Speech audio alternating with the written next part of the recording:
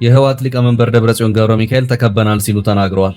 በድሮን ጥቃትና በወታደራዊ ከበባ ስር ነን ያሉት ደብረጽዮን ጠበቅ ያለ መልእክትን ያስተላለፉበት ሁኔታ ታይቷል።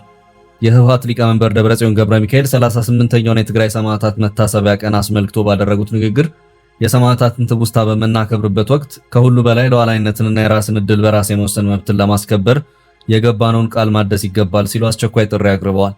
የትግራይ ጊዜያዊ አስተዳደር ሌተናል ጄኔራል ታደሰ ወረደን ገለል አድርገው ስልጣኑን የተቆናጠጡት ደብረጽዮን ሰማዕታት ለህዝብና ለህዝባዊ ዓላማ ያሳዩት ጽናት፣ ልዩ ተሰጥኦና መስዋዕትነት ሁልጊዜም በታሪክ የሚታወስ ነው ሲሉም ተናግረዋል።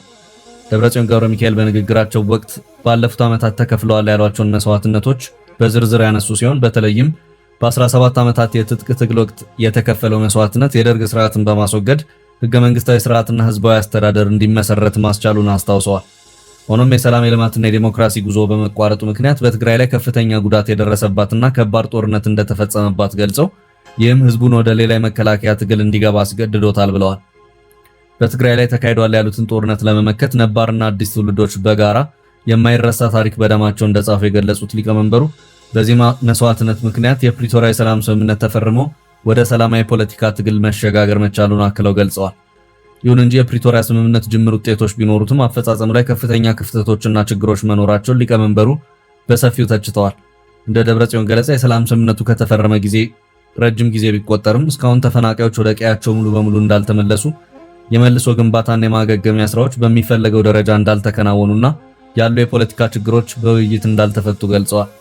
ከዚህም በላይ ፌዴራል መንግስቱ ስምምነቱን በተግባር እየጣሰ ነው በማለት የወቀሱት ሊቀመንበሩ ክልሉ በአሁኑ ወቅት በከባድ ኢኮኖሚ ጫና፣ በወታደራዊ ከበባና በድሮን ጥቃቶች እየተጎዳ እንደሚገኝና ትግራይ ወደ ሌላ የችግር ምዕራፍ እንድትገባ እየተደረገ መሆኑን በይፋ ከሰዋል። በመጨረሻም የሰማዕታት ቀን የሚታሰበው በሰማዕታት የተመዘገቡ ድሎችን እየጠበቁ ያልተጠናቀቁ ተልእኮችን ለማሳካት ቃል የሚገባበት ቀን መሆን እንዳለበት ገልጸው የሰማዕታትን ትውስታ ስናከብር ከሁሉ በላይ ሉዓላዊነታችንንና የራስ ውሳኔ መብታችንን ለማስከበር የገባነውን ቃል ማደስ አለብን ሲሉ አጽንኦት ሰጥተዋል። የትግራይን ጊዜያዊ አስተዳደር በኃይል የተቆጣጠረው ህወሓት ከጦርነቱ በፊት የነበረውን ምክር ቤት ወደ ስራ መልሶ ደብረጽዮን ገብረ ሚካኤልን ፕሬዝዳንት አድርጎ መሾሙ ይታወቃል። የፌዴራል መንግስት ህወሓት ለጦርነት ዝግጅት እያደረገ ነው በማለት በአመራሮቹ በኩል በተደጋጋሚ ክሶቹን አሰምቷል። ህወሓትም ትግራይ ከበባ ውስጥ ናት፣ የፌዴራል መንግስት ሁሉንም ነገር ዘግቶብናል፣ ሊዋጋን ነው የሚሉ ክሶችን ደጋግሞ እያሰማ ነው። በኢኮኖሚ ሓኒቁ ሰራዊቱን ከቢቡ ብድሮኑን ቀጥቂጡ ናብ ካልእ ውግእ ከእቱ ኣብ ምድላኹም ዘለሁና እንፈልጥ ኢና። በቀጣይ መረጃ ድረሱልን። በአማራ ክልል ከባድ ፈተና ውስጥ የገቡ ነዋሪዎች ድረሱልን እያሉ ነው። በሰሜን ወሎ የዋግምራ ዞን የተፈጠረ ክስተት ነው። ነዋሪዎች ህይወታቸው ከባድ ፈተና ውስጥ የገባው አካባቢው በህወሓት ታጣቂዎችና አዴን ተብሎ በሚጠራው የአገው ዴሞክራሲያዊ ንቅናቄ ቁጥጥር ስር በመውደቁ ነው። ከዚሁ ጋር በተያያዘም ነዋሪዎቹ ቀያቸውን ጥለው ለመሰደድ ተገደዋል። መሰረታዊ የሚባሉ ሸቀጦችን ማግኘት፣ ወደ አካባቢ መድኃኒቶችን ሳይቀር ማስገባት እጅግ ፈታኝ መሆኑንም ነዋሪዎች እያመለከቱ ነው።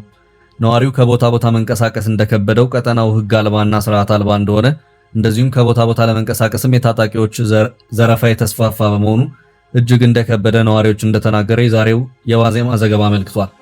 ቀደም ብሎም ቢቢሲና ዶቼ ቬለ ነዋሪዎችን ዋቢ አድርገው ባሰራጯቸው ዘገባዎች አመላክተዋል። በአካባቢው ከዚህ ቀደም ትጥቅ ለመፍታትና በሰላማዊ ፓርቲነት ለመንቀሳቀስ ከክልሉ መንግስት ጋር ተስማምቶ የነበረው አዴን ተብሎ በሚጠራው የአገው ዴሞክራሲያዊ ንቅናቄ ስምምነቱን ቀሪ አድርጎ የኃይል አሰላለፉን ከህወሓት ጋር በማድረግ በትጥቅ መንቀሳቀስ ከጀመረው አላደር ብሏል። ህወሓት ከትግራይ አልፎ ወደ አማራ ክልል በመግባት በዚሁ በሰሜን ወሎ የዋግምራ ዞን 2 ወረዳዎች የመንቀሳቀሱ ጉዳይ ያነጋገረ ሲሆን ለዚህ ጉዳይም በህወሓት በኩል የሚሰጥ ምክንያት እንዳለም ዘገባዎች እያመለከቱ ነው።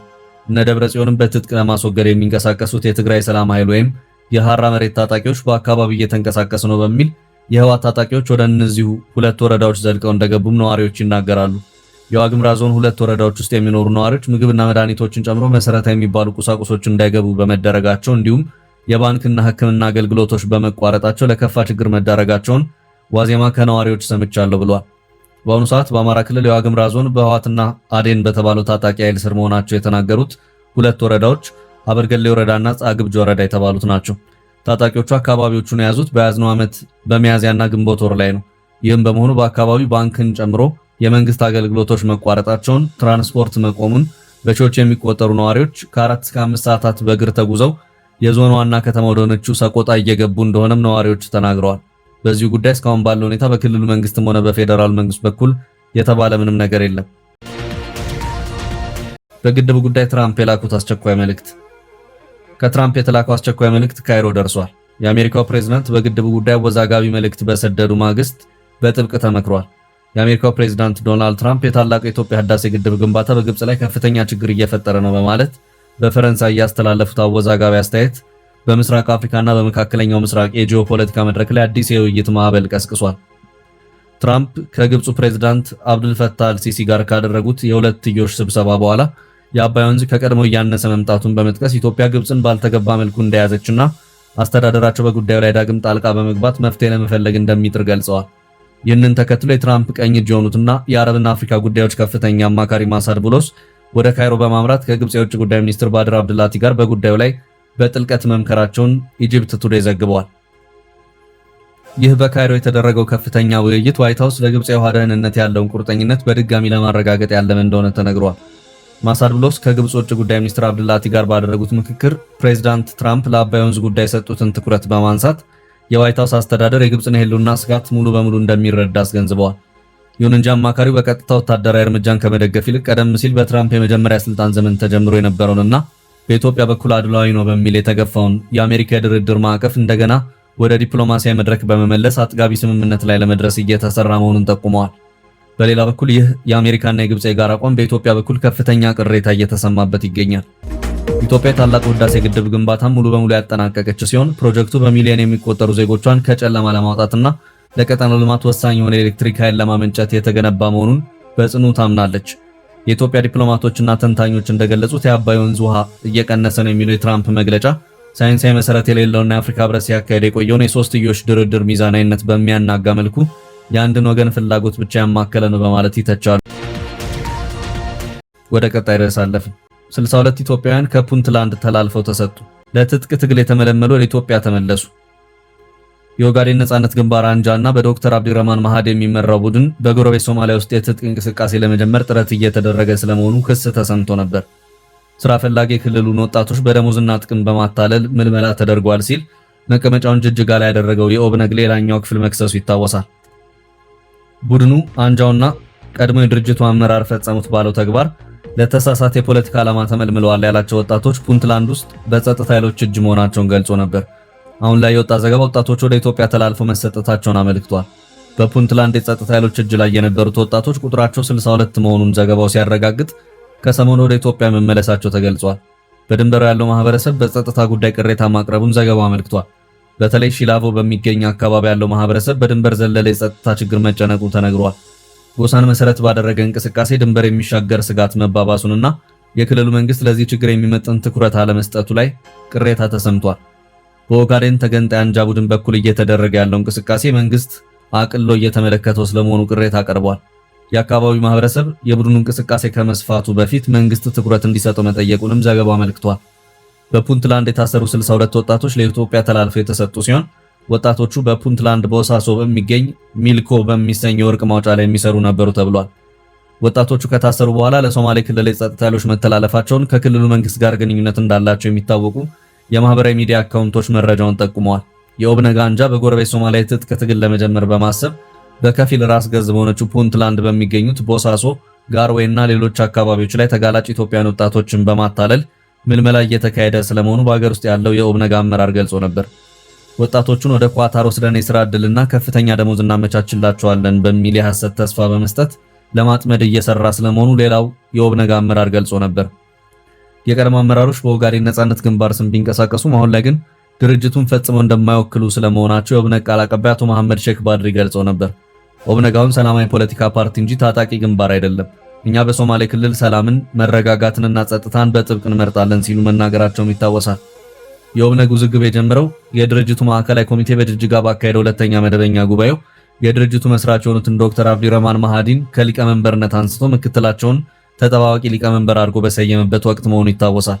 ከኃላፊነታቸው የተነሱት ዶክተር አብዲረህማን ማሃዲ ራሳቸውን አንጃ ይዘው የወጡ ሲሆን ከኢትዮጵያ መንግስት ጋር የተፈረመው የ2018 የሰላም ስምምነት መጣሱን፣ ቃል የተገቡ ጉዳዮች አለመፈጸማቸውንና ለአባላቶቻቸው ምቹ የፖለቲካ አካባቢ አለመፈጠሩን በመጥቀስ ስምምነቱ መፍረሱን እንዲሁም አዲስ የትግል ስትራቴጂ መንደፋቸውን ይፋ አድርገው ነበር።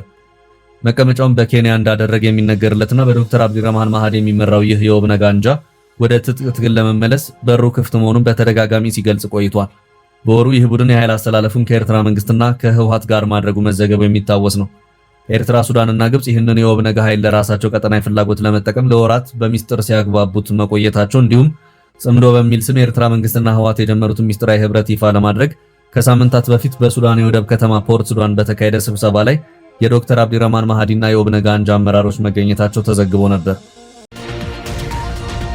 ግብጽን ስጋት ውስጥ የከተተው ሌላኛው የአባይ ግድብ የኢትዮጵያ ባለስልጣን ያሾለከው መረጃ።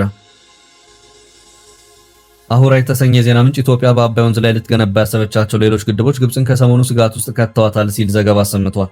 ላለፉት 10 ዓመታት በኢትዮጵያ ታላቁ ህዳሴ ግድብ ዙሪያ የነበረው ውዝግብ የግድቡን መጠናቀቅ ተከትሎ መዘጋቱን የገለጸው የዜና ምንጩ አሁን ላይ ለግብጽ ሌላ አሳሳቢ የሆነ ፕሮጀክት በኢትዮጵያ በኩል መኖሩ ተረጋግጧል ሲል ዘግቧል። የአባይ ወንዝ ዓመታዊ ውሃ ፍሰት 84 ቢሊዮን ኪዩቢክ ሜትር መሆኑን የጠቀሰው ዘገባው ግብጽ ከዚህ ውስጥ 55.5 ቢሊዮን ኪዩቢክ ሜትር፣ ሱዳን ደግሞ 18.5 ቢሊዮን ኪዩቢክ ሜትር ውሃ እንዲያገኙ የ1959 የቅኝ ዘመን ስምምነት ይደነግጋል ብሏል። ኢትዮጵያ ይህን የማትቀበል ሲሆን ተገንብቶ ካለቀው የህዳሴ ግድብ በተጨማሪ በወንዙ ላይ ሌሎች ግድቦችን ለመገንባት ማሰቧን አንድ ስማቸው እንዳይጠቀስ የጠየቀ የኢትዮጵያ ባለስልጣን ገልጸዋል ሲል ዘግቧል።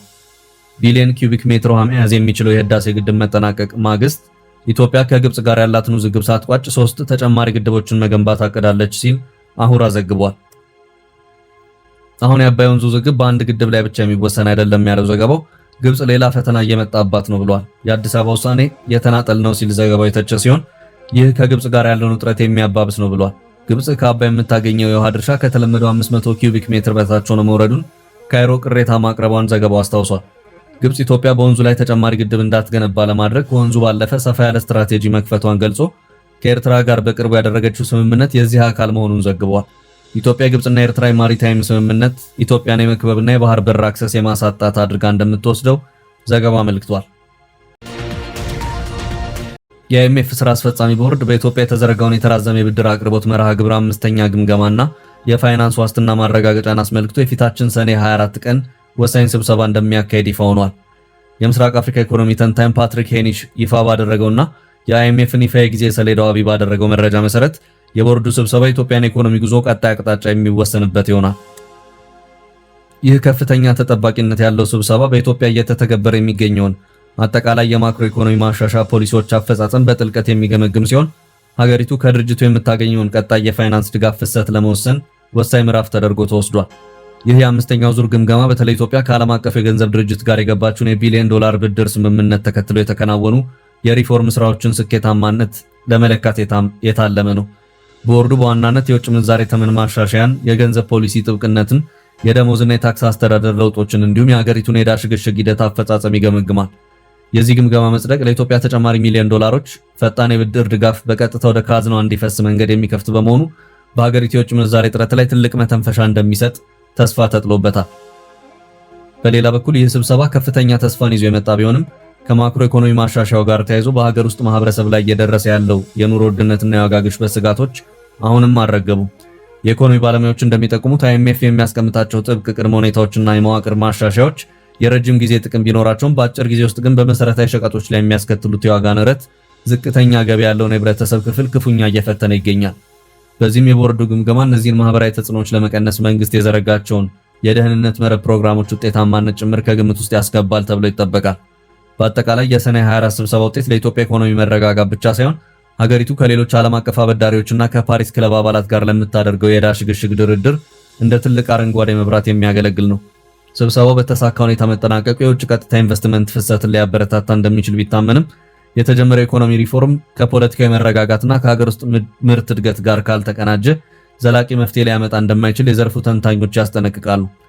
አይኤምኤፍ የኢትዮጵያ መንግስት የታክስ መሰረቱንና ገቢውን እንዲያሰፋ፣ ማህበራዊ ድጎማዎችን ቀስ በቀስ እየቀነሰ ሄዶ በሂደት እንዲያስቀር፣ ከሀገር ውስጥ የሚበደረውን ብድር እንዲቀንስና በራሱ የገንዘብ ምንጭ ላይ የተመሰረተን የኢኮኖሚ ስርዓት እንዲፈጥር ጫናዎችን ሲፈጥርና የኢኮኖሚ ሪፎርሙን በዚሁ መልክ እንዲቃኝ ሲያደርግ ቆይቷል። የብር ምንዛሬም በገበያው እንዲወሰን የተደረገው ከዚሁ የአይኤምኤፍ ውሳኔ ጋር በተያያዘ መሆኑ የሚታወስ ነው። የኢትዮጵያ መንግስት ያሉት አተገባበሮች እየተገመገሙ በመቶ ሚሊዮኖች የሚቆጠር ዶላር በየዙሩ ሲለቀቅለት ቆይቷል። አሁንም ከቀናት በኋላ አዲስ ግምገማ ጁላይ 1 ላይ የሚጠበቅ መሆኑ ታውቋል። አይኤምኤፍ እስካሁን ባለው ሁኔታ የኢትዮጵያ መንግስት አካሄድ በበጎ ሁኔታ የሚታይ ነው እያለ ነው።